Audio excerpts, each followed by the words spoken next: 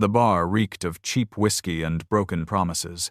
Cameron Wells shouldered through the scarred wooden door, every bone in his body screaming for rest after 16 hours of work that never seemed enough. The dim lighting blurred the faces around him. The jukebox wheezed out a forgotten blues tune. He was 3 steps from the exit when he heard it. A woman's voice, thick with alcohol, trying to sound firm, failing. 3 men leaned over a corner booth, their shadows swallowing her whole. Designer blazer hanging crooked, manicured hands trembling around an empty glass. Her head kept dipping forward like a candle flame about to go out. One of them reached for her. She flinched. Something ancient and immovable woke up in Cameron's chest. His calloused hands were already moving, his tired body suddenly electric with purpose.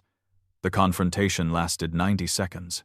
When the men slunk away, she collapsed against him, dead weight and incoherent. No ID. No memory of where she lived. Just expensive clothes and vulnerability. He made the only choice he could. What he didn't know was that saving her would cost him everything, and she would burn down her entire world to give it back. Cameron's apartment was 10 minutes away. 5 flights of stairs with the broken elevator. She mumbled against his shoulder, expensive perfume mixing with alcohol. The autumn air bit at his face, keeping him alert despite bone-deep fatigue. At his door, he fumbled with keys one-handed, praying Lucas hadn't woken. His 8-year-old son had already learned to carry fears no child should bear, had been a light sleeper since his mother died. The apartment was cramped but clean. Living room doubled as his bedroom, the pull-out couch his nightly bed. Lucas's tiny room held a twin bed and desk where the boy did homework under a lamp Cameron had repaired countless times. He laid the woman on the couch, covered her with a spare blanket. She turned on her side, breathing deep and steady. He'd be fine. Probably wake with a splitting headache, but fine. He checked Lucas sleeping peacefully, one arm flung over his head. Homework finished on his desk, pencil marks careful and precise. The boy worked so hard, never complained, never asked for things Cameron couldn't provide, never questioned why they lived here, while classmates had houses with yards. In the narrow kitchen with its 2-burner stove and miniature refrigerator, the clock read 2:17. 6 hours until his morning shift cleaning offices downtown. Then lunch delivery. Then back to Stellar Dynamics for evening security. 3 jobs that barely covered rent, Lucas's school expenses, and medical bills that still arrived 3 years after Rebecca's funeral. 3 jobs that kept him moving, too busy to think about everything he'd lost. He left water and aspirin on the coffee table, then grabbed the notebook from beneath the couch cushions. Pages worn, corners bent from constant use. 7 notebooks over 5 years, each one crammed with designs and solutions nobody knew he could solve. In the beginning, right after Rebecca died, drawing kept him feeling like himself, like he was still Cameron Wells, mechanical engineer, not just Cameron Wells, widower drowning in medical debt. But as years passed and his resume gap grew wider, the notebooks became something else, a secret garden where his real self still lived, where his mind could stretch and create even while his hands mopped floors and checked IDs. Tonight's automated inventory system flowed from his pencil. He'd been refining it for weeks, calculating load tolerances, dreaming about servo motors and wireless integration. It was good. He knew it was good. The kind of good that could earn patents and change industries. But it would stay in this notebook, like all the others. Because Cameron Wells, the engineer, was dead. Cameron Wells, the security guard, couldn't afford to be anything else. He worked until his eyes burned, designs flowing out like they always did in these quiet hours. The only time he had to remember who he used to be. When he finally closed the notebook at 4:38, exhaustion pulled at him. Not enough sleep. Never enough. But he'd learned to function on fumes and coffee and stubborn refusal to let Lucas down. Movement jerked him awake. Gray morning light leaked through windows.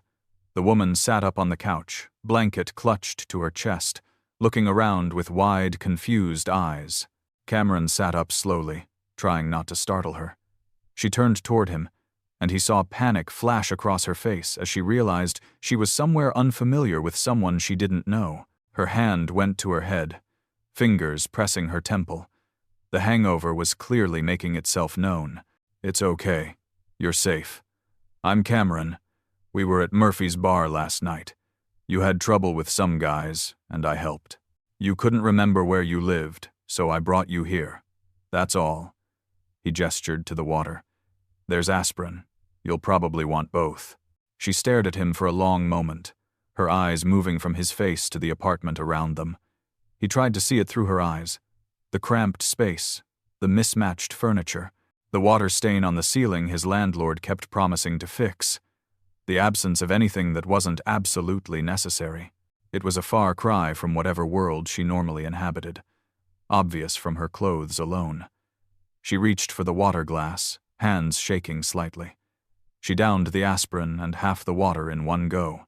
"Thank you," she said finally, voice hoarse from alcohol and sleep. "I don't remember much, just flashes." She paused, fragments seeming to return. There were men. They were. They were being aggressive. I encouraged them to leave. They did. Then you needed somewhere safe. She checked that her clothes were intact, that nothing inappropriate had happened. Cameron understood and didn't take offense. Satisfied she was unharmed, she looked around again, but this time her gaze was different, observant, taking in details. Her eyes lingered on Lucas's backpack by the door, sneakers lined up beneath it. Then the kitchen, sparse contents visible through open cabinets. The notebook had slipped partially out during the night. He saw her eyes catch on it, on the technical drawings visible.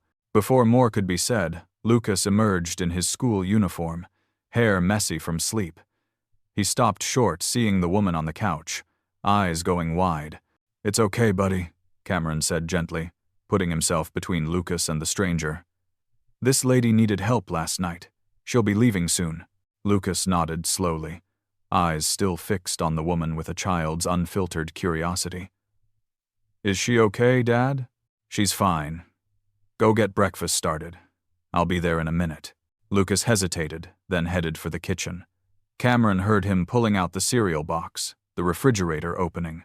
The morning routine they'd perfected over 3 years. The woman watched with an expression between surprise and recognition, as if seeing something she hadn't expected to find. "You have a son," she said softly. It wasn't a question. "Lucas. He's 8. Cameron kept his voice neutral, not sure where this was going. "I should call you a cab. Or do you need me to contact someone? Family? Friends?" She didn't answer immediately. Instead, she stood slowly, steadying herself with one hand on the couch arm. She was shorter than he'd realized, barely reaching his shoulder, but there was something commanding about her posture now, something that suggested she was used to being in control. She walked to where the notebook had slipped out, and before Cameron could stop her, she picked it up. Her eyes scanned the visible page and widened. "Did you draw this?" she asked, voice suddenly sharp, focused. All traces of hangover confusion vanished. Cameron moved quickly, taking the notebook gently but firmly from her hands. "Just doodling. Let me get that cab." He shoved it back under the cushion, but her eyes followed it, then came back to his face with uncomfortable intensity. That wasn't doodling. That was an automated inventory system. I've seen designs like that before. My company's engineering team has been working on something similar for 8 months, and they can't get the load distribution right. She stepped closer, and Cameron instinctively stepped back. "The solution you drew there, with the distributed servo array and pressure-sensitive feedback loop, that's exactly what they need. I was just passing by. Please, let me call you a ride. Where do you work?" He hesitated. "Several jobs. Cleaning, delivery, security at night." "Which building?" "Stellar Dynamics. Evening shift." Her eyes went wide. "My name is Vivian Harper. I'm the CEO of Stellar Dynamics." The words hung in the air. Cameron felt the floor tilt. "The CEO. I need to call you that cab." "Wait. Please." Vivian sat, making herself less threatening. "Those drawings. Where did you learn to do that?" Cameron closed his eyes. "It doesn't matter, because that design solves my team's problem. Lucas had stopped eating. Cameron swallowed hard. I was an engineer. Mechanical. Baxter Technologies. 6 years. Lead engineer on automation. He paused. Then my wife got sick. Stage 4 cancer. 14 months. I quit to take care of her and Lucas. Used everything for treatment. When she died, I had a 2-year-old, no savings, medical debt, and a resume gap nobody wanted to explain. Silence. How long at Stellar? Vivian asked carefully. 3 years. Security desk. I see you sometimes. You never look at security guards. I should have looked. I want to see more of your designs. All of them. No, I don't need charity. I helped you because it was right, not because I wanted something. This isn't charity. This is business. You have skills my company needs. You'll forget in a week, and I'll still be here working 3 jobs. That's my life. Because you're still drawing at 4 a.m. when you should sleep. Dad, Lucas said quietly, you should listen to her. You're always drawing. Every night. I hear you. You look happy then. You don't look happy any other time. If she wants to see them, maybe you should. Maybe something good could happen. Cameron felt something crack. He looked at his son's hope, at Vivian standing in his shabby apartment.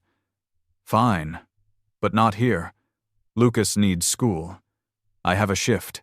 If you're serious, we can meet later. Vivian pulled out her phone. Give me your number.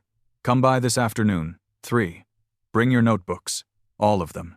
She sent the address. Thank you. For last night. For this morning. For taking a chance. I'm going to prove you wrong.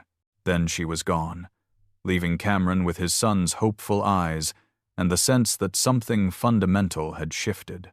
The address was Stellar Dynamics headquarters. Cameron stood outside at 2:55, backpack heavy with 7 notebooks. He pushed through the revolving doors. Jerome at the security desk looked up, confused. Cameron? What are you doing here? I have a meeting with Miss Harper. With the CEO? Vivian emerged from the elevator in a sharp charcoal suit, every inch the CEO. Mr. Wells. Thank you for coming. Follow me. She led him past Jerome's stunned expression, up to the 20th floor. Her corner office had floor-to-ceiling windows. She sat next to him, not behind her desk. Did you bring them? Cameron pulled out the 7 notebooks. Vivian opened one, her eyes moving across pages. This is extraordinary. Revolutionary solutions engineers can't solve. She looked up. Why haven't you tried to patent these? Because I'm a security guard who cleans offices. Because when I tried to get engineering jobs, they said my skills were outdated and my resume gap too concerning. These are where I keep the part of myself that doesn't fit anymore. Vivian looked at him directly. I want to offer you a position in our engineering department. Senior engineer, possibly lead. Full benefits, competitive salary. I want to give you the chance nobody else would. It hit him like a physical blow. For a moment, he imagined it. Going back. Using his mind. A future beyond survival. It was terrifying. No. I appreciate it. But no, you feel obligated. I don't want a job from guilt or pity. This isn't pity. I have shareholders, a board. If I bring you on, it's because you're worth it. Then why now? Why not when I sat at that security desk every night? You've walked past me hundreds of times. The only reason you're seeing it now is because of last night. That's circumstance, not merit. Vivian opened her mouth, then closed it. You're correct. I should have seen it before. But does that mean Lucas should keep living in an apartment with water damage because I didn't notice you sooner? Leave Lucas out of this. He's already in this. You're making a decision based on pride. Is your pride worth more than giving your son a better life? Cameron felt anger rise. Don't use my son to manipulate me. In 6 months, when guilt wears off, where will I be? I'll have given up jobs that kept us afloat, and you'll let me go. At least now I'm in control. You think you're in control. You're working yourself to death. You're surviving, not living. Teaching Lucas this is all life can be. I'm not afraid. I'm realistic. People like you don't actually care about people like me, except when it makes you feel good. I'm not your redemption project. And I'm not your villain. I'm offering you an opportunity. But if you're determined to believe the worst, then fine. Walk away. Go back to your notebooks full of dreams you're too scared to pursue. But don't pretend it's about protecting Lucas. You're protecting yourself. The words hung like thrown knives. Part of him knew she was right. He was terrified of hoping, of wanting something only to have it ripped away. I need to go. He turned to the door. His hand was on the handle when Vivian spoke. When I woke up this morning, you know what I saw? A man who'd given up everything for people he loved, who worked 3 jobs, who still helped a stranger when exhausted, and notebooks full of genius the world was too blind to recognize. That's what I'm offering, Cameron. Not pity, recognition, the chance to be seen for what you are. And what am I? Extraordinary. You're extraordinary, and you deserve a chance to prove it. He stood frozen. Every instinct screamed to leave. But that small voice sounded like his son asking why he never looked happy. If I do this, I need guarantees. A contract that protects me. Enough time to prove myself. Complete transparency. I won't be anyone's diversity hire. If I do this, it's because I'm actually qualified. Agreed. All of that. 6-month probationary period. Full evaluation based solely on work performance. Fair compensation from day 1. Cameron turned around. Why does this matter so much to you? Vivian was quiet. Because 12 years ago, I was a single mother working 2 jobs and taking night classes. Someone took a chance on me, gave me an opportunity I hadn't earned yet. That person changed my life. I've been looking for a way to pay that forward. But it's not charity, Cameron. It's investment. You have the talent and drive. You just need someone to open the door. The honesty broke through his defenses. He thought about Lucas's hope, the notebooks, the fact that maybe he deserved to stop punishing himself. Okay, I'll do it. But I need 2 weeks' notice at my other jobs. And I need to explain this to Lucas carefully. Things will work out. I'll send the contract details tomorrow. Welcome to Stellar Dynamics, Cameron. As an engineer this time. She extended her hand. Cameron shook it. He left feeling untethered, but underneath the fear was something he hadn't felt in 5 years. Hope. The problem started 3 days later. Jerome pulled him aside. Is it true you're being transferred to engineering? It's complicated. Word is you and Miss Harper have some kind of special relationship, that she was seen leaving a building with you, that she's doing you favors. It's not like that. She saw my technical work and recognized I have engineering experience. Sure, man. I'm just telling you what people are saying. But it got worse. By week's end, whispers spread throughout the building. Someone leaked it to a business blog. CEO Grant's mysterious promotion to security guard after private meeting. The implication was clear. Lucas came home with tears. Classmates had seen the article. Kids asked if his dad was the CEO's boyfriend. It's not true, is it, Dad? Lucas asked, voice small. No, buddy. Miss Harper saw I was good at engineering and offered me a job. That's all.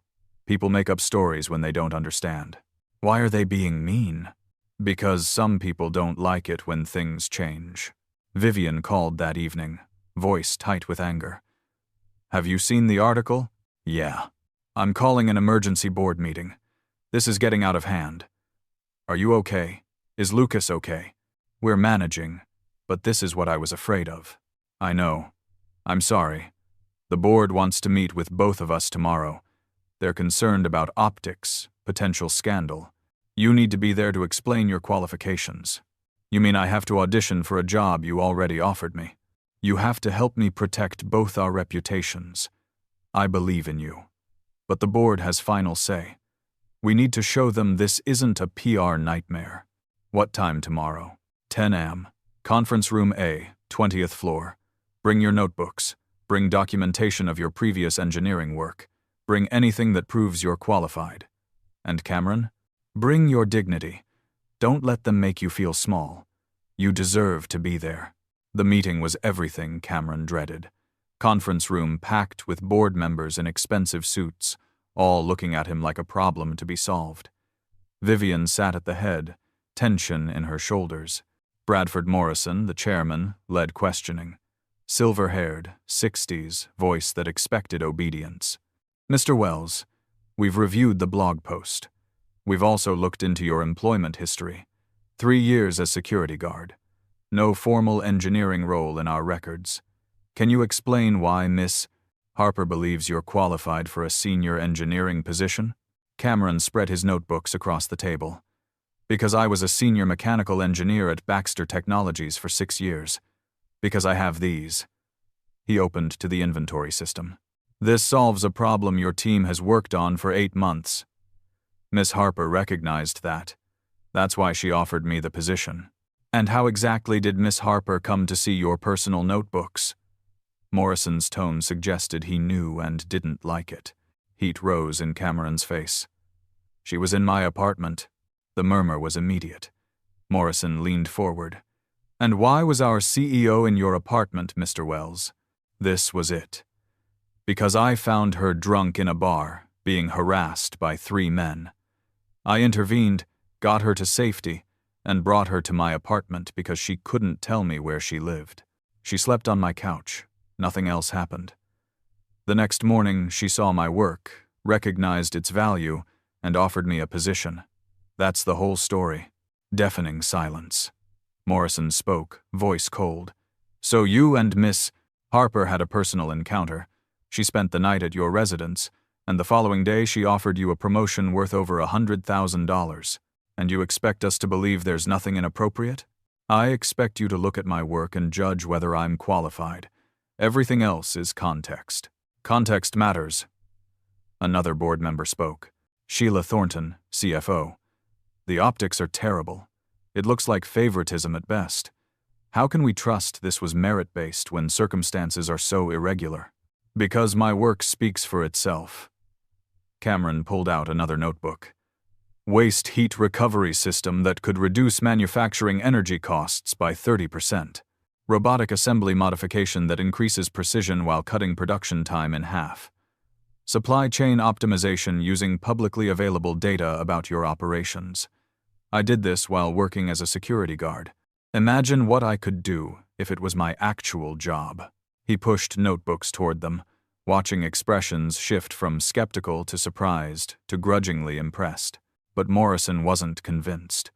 Impressive doodles. But can you prove these designs are actually viable? Give me access to your prototyping lab for 1 day. Give me tools and materials, and I'll build a working model of any design you choose. If it works, you hire me, and this stops being a scandal. If it doesn't, I walk away. But you have to actually give me the chance, not just assume I'm unqualified because of how Miss Harper and I met. Morrison exchanged glances with board members. Fine. You have 1 day. The automated inventory system. Build us a working prototype. If it functions as you claim, we'll approve your hiring. If it doesn't, you withdraw your acceptance. Agreed, Cameron said immediately. Agreed, Vivian echoed. But I want it on record that I believe this is unnecessary. This is about protecting the company's reputation, Miss Harper. Surely you understand that. The meeting dissolved. Cameron had 24 hours to build something that would either change his life or confirm everyone's worst assumptions. Vivian caught him in the hallway. I'm sorry. I should have handled this differently. It's not your fault. The world doesn't like it when people like me get opportunities. The world is about to learn something. You're going to build that prototype, and it's going to be brilliant, and they're all going to eat their words. I'll have the lab cleared for you. Whatever you need. I need time and space. And someone to watch Lucas after school. I'll arrange a car service to bring him here. Employee childcare facility on 3rd floor. He can do homework, get dinner, be safe. You focus on your work. Thank you for all of this. Even if it doesn't work out. It will work out. I believe in you, Cameron. Now you need to believe in yourself. The next 24 hours were metal and circuitry and calculations from muscle memory. The prototyping lab was a dream. Real tools. Professional-grade materials. computer modeling software that could test his theories before building them. Cameron worked through the night, fueled by coffee and the driving need to prove everyone wrong, to prove himself right. The servo motors had to be precisely calibrated. The pressure sensors needed perfect placement. The feedback loop had to respond in milliseconds. Every calculation mattered. Every weld had to hold. He lost track of time, his hands moving with the confidence of someone who'd done this work before, who'd never really stopped being an engineer even when the world told him he was something less. Lucas came by around 6 that evening, brought by a kind woman from childcare. His son watched him work, silent and serious. "Are you going to win, Dad?" he finally asked. "I'm going to do my best. That's all I can do." "Your best is really good. You can fix anything. You always have." The simple confidence made Cameron's throat tight. He put down his tools and pulled Lucas into a hug. "I love you, buddy. No matter what happens tomorrow, that doesn't change. We're going to be okay. I know, because you're my dad, and you never give up." Out of the mouths of babes. Cameron sent Lucas back with a promise to come get him soon, then returned to work with renewed determination. He wouldn't give up, not when he was so close to reclaiming the part of himself he'd thought was gone forever. By morning, the prototype was complete. Not pretty. Exposed wiring and unfinished metal and rough welds where there should have been smooth integration. But it worked. Cameron had tested it a dozen times through the night, watching the automated system track and move inventory with the precision he'd designed on paper months ago. The distributed servo array responded perfectly to the pressure-sensitive feedback loops. The load distribution was flawless. It was everything he'd promised and more. The board reconvened at 10. They filed into the lab, skepticism written across their faces. Morrison looked at the prototype like it might explode. Sheila Thornton stood with arms crossed, clearly expecting disappointment. The other board members exchanged doubtful glances. "Walk us through it, Mr. Wells," Morrison said coldly. "Show us what you've built." Cameron took a breath, feeling Lucas's hand slip into his. His son had been brought to watch, and he was grateful for the presence. Whatever happened, they would face it together. He began explaining the mechanics, the programming, the specific problem it solved, and how. His voice grew stronger as he went, the engineer in him coming alive as he described load calculations and servo response times and the elegant simplicity of the pressure-sensitive feedback system. He demonstrated the system working, moving weighted boxes from point to point with precision and speed that made even Morrison's eyebrows raise. The prototype hummed efficiently, each movement calculated and flawless. He answered technical questions with confidence, drawing on 6 years of experience that had never really left him. When board members tried to find flaws, he explained why those concerns had already been addressed in the design. When they asked about scalability, he showed them calculations for larger systems. When they questioned durability, he demonstrated stress tests he'd built into the prototype. When he was done, when the demonstration was complete and the prototype sat there humming quietly, efficiently doing exactly what it was designed to do, Cameron stepped back and waited. The silence in the room was absolute. The board members conferred in hushed tones, their expressions shifting from skepticism to surprise to grudging admiration. Vivian stood off to the side, arms crossed, eyes bright with vindication. She hadn't said a word during the demonstration, letting Cameron's work speak for itself. Now she waited with visible tension for the verdict that would determine whether her belief in him had been justified. Morrison stepped forward. His expression was complex. "Mr. Wells, the board has reached a decision. Your prototype is functional and meets specifications. More than that, it demonstrates engineering skill and innovation we would be foolish to overlook." He paused. "We approve your hiring as a senior mechanical engineer, effective immediately. Welcome to Stellar Dynamics." Relief flooded through Cameron so intensely it made him dizzy. Lucas let out a whoop and threw his arms around his father. Vivian smiled broadly. The board offered congratulations with varying enthusiasm, but Cameron barely heard them. He'd done it. He'd proved himself. He'd earned this. Thank you. I won't let you down. See that you don't, Morrison said with a hint of respect. Miss Harper, I assume you'll handle onboarding? With pleasure, Vivian said. She crossed to Cameron, extending her hand. I told you things would work out. You did. Thank you. For believing in me when nobody else would. I didn't believe in you. I recognized what was already there. You did this, Cameron. You earned every bit of it. The weeks that followed transformed everything Cameron had known. The engineering department welcomed him with cautious curiosity that slowly warmed into genuine respect as his contributions became undeniable. His automated inventory system was fast-tracked into production, with his name attached as lead designer. His waste heat recovery design was being developed for implementation in their manufacturing facility, projected to save the company millions. Every project he touched improved, and his colleagues began actively seeking his input on their own work, recognizing the depth of expertise he brought. But the best part wasn't the work itself, as satisfying as it was to use his mind again, to solve problems that mattered. It was the change in Lucas. His son walked taller now, smiled more often, laughed more freely.